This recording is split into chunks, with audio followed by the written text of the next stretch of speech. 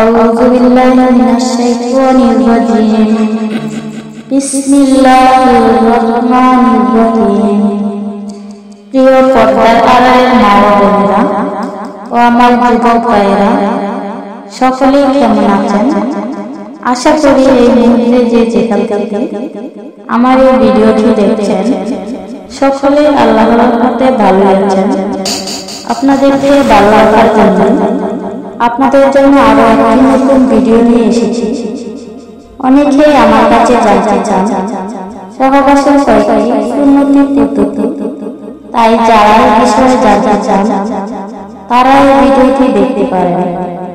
ইনশাআল্লাহ আপনারা এখান থেকে নতুন কিছু শিখতে পারবেন। আমরা অনলাইনে সুন্নতি বিভিন্ন পদ্ধতি দেখি, কিন্তু আমরা সেগুলো দেখে ভুল শিক্ষা নিই এবং পুরুষ ব্যাখ্যা যেভাবে বলে আমাদের মা বোনরা অনেক সময় বুঝেন না। তাই মা বোনরা যেন সহজে বুঝতে পারেন, তাই আমি সহজ সরল ভাষায় বলেছি। প্রিয় পর্দার আড়ালের মা বোনেরা, সহবাস হলো স্বামী স্ত্রীর মধুর মিলন।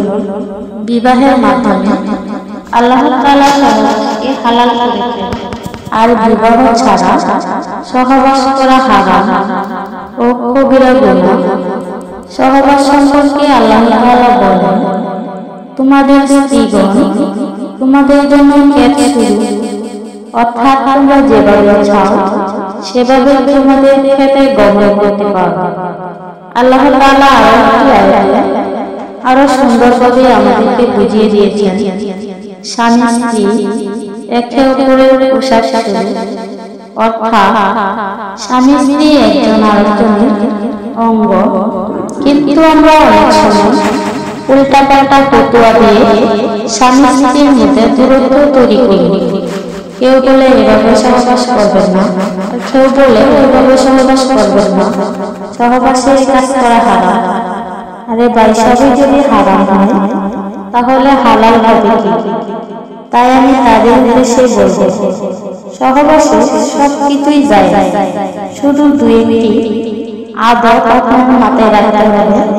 1 নাম্বার, স্ত্রীর পায়ে পায়ে সহবাস করবেন না। 2 নাম্বার, স্ত্রীর মাসিকের সময় সহবাস করা হারাম।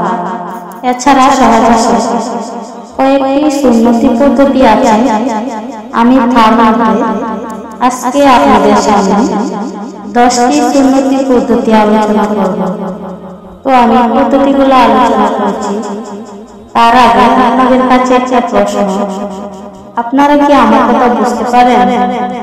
যদি বুঝতে পারেন তাহলে কমেন্টে 1 লিখুন, আর যদি না বুঝতে পারেন তাহলে কমেন্টে 2 লিখুন, আর যদি সরাসরি আমার কাছ থেকে বুঝতে চান তাহলে কমেন্টে 3 লিখুন। এবং ভিডিওর নিচে নাম্বার দেওয়া আছে, সরাসরি আমাকে কল করুন। তো আমি ধাপে ধাপে পদ্ধতিগুলো আলোচনা করব। তার আগে চলুন আমরা নবীর উপর দরুদ পড়ি সাল্লাল্লাহু আলাইহি ওয়াসাল্লাম। 1 নাম্বার, সহবাসের সময় স্বামী স্ত্রী উভয়কে পাক পবিত্র থাকতে হবে। 2 নাম্বার, কোন পশু বা শিশুর সামনে সহবাসে লিপ্ত হবে না। 3 নাম্বার, বিসমিল্লাহ বলে সহবাস শুরু করবে। 4 নাম্বার, সহবাসের পূর্বে ভালো করে দাঁত ব্রাশ করে নেবেন এবং সুগন্ধি ব্যবহার করা আল্লাহর সুন্নাহ, দুঃখিত আল্লাহর রাসূলের সুন্নাহ। 5 নাম্বার, দুর্গন্ধ জাতীয় জিনিসগুলো পরিহার করা উচিত। ধূমপান বা পরিচিত পরিষ্কার থাকার কারণে মুখে দুর্গন্ধ সৃষ্টি হয়, এতে করে সহবাসের বাধা তৈরি হয়। 6 নাম্বার, পর্দায় স্থানে সহবাস করবেন। 7 নাম্বার, সহবাস মূল কাজ শুরু করার পূর্বে অবশ্যই স্ত্রীকে আদর্শহাল করে পুরোপুরি উত্তেজিত করে নেবেন। 8 নাম্বার, কোনোভাবে ক্যাবলামুখী না হওয়া। 9 নাম্বার, স্বামী স্ত্রী উভয়কে একেবারে উলঙ্গ না হওয়া।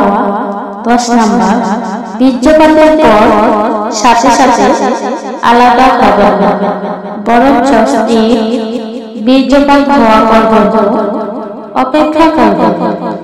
প্রিয় পর্দার আড়ালের মা ও বোনেরা, এই ছিল সহবাসের 10টি উন্নতি পদ্ধতি। তো ভিডিওটি কেমন লেগেছে কমেন্টে জানাবেন, আর কেমন ভিডিও দেখতে চান তাও কমেন্টে জানাবেন। তো এই ভিডিওটি এখানেই শেষ করলাম, আর আমার পরবর্তী ভিডিও দেখতে এখনই আমার চ্যানেলটিকে একটি গোথা মেরে সাবস্ক্রাইব করে দিন। সকলকে ধন্যবাদ। আসসালামু আলাইকুম ওয়া রাহমাতুল্লাহি ওয়া বারাকাতুহু।